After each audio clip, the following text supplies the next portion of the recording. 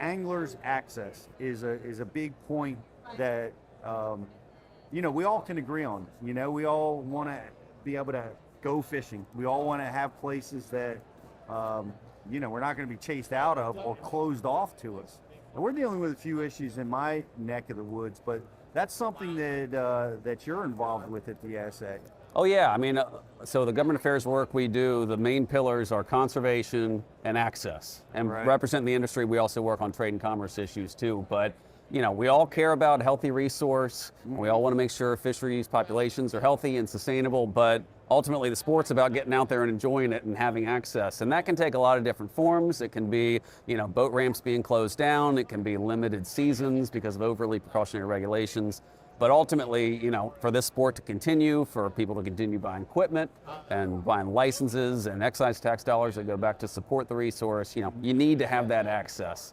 And that's something we talk about quite a bit. And like I said, it takes a lot of different forms throughout the country. It does, because we're a lot of it is lake ownership, trying to close some stuff off. Well, some of it comes in other forms, like invasive species getting involved. We were talking about that a little bit earlier. No, exactly. So, obviously access to lakes is really important. We hear from different parts of the country, like in the Midwest, where you've got certain lake owner associations that enjoy the private property that they've got to come up that lake. They don't necessarily like the public coming out there with their bass boats. Yeah, this is my lake. Actually, this is a public lake. This is all of our lakes.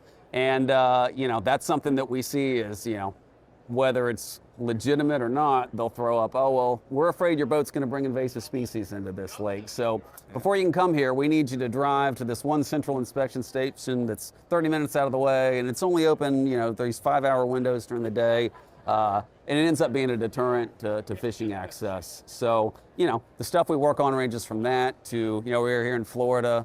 There's issues with red snappers, a really important fishery down here, for example. You can't go fishing on the east coast of Florida without catching a red snapper if you're bottom fishing, and yet anglers got a 2-day season. Most of it was blown out with high winds and rain this past weekend. So, we care about the resource. We want to make sure it's healthy. If it's necessary to rein back, if it's necessary to make sure we're not doing things like spread invasive species, we want to make sure we do that. But oftentimes it's done under a guise of either we want to limit access because we want this all to ourselves, or we don't trust that anglers have the right conservation interests in heart. So it's really important, and it takes a lot of forms, and it's all the more reason why there's folks like us that are at ASA that are working on this stuff. But we really need anglers themselves to be watching out for this stuff too and speaking out. Bass U, folks. Information is pouring over. If you want to learn more about every lake, how to fish, shallow, deep, in between, skipping docks and rocks and cranking, slow wiggling, chatter, smattering, you get it at Bass U. Get on Bass U TV, check it out, sign up, be a member, be part of it, folks. Keep learning.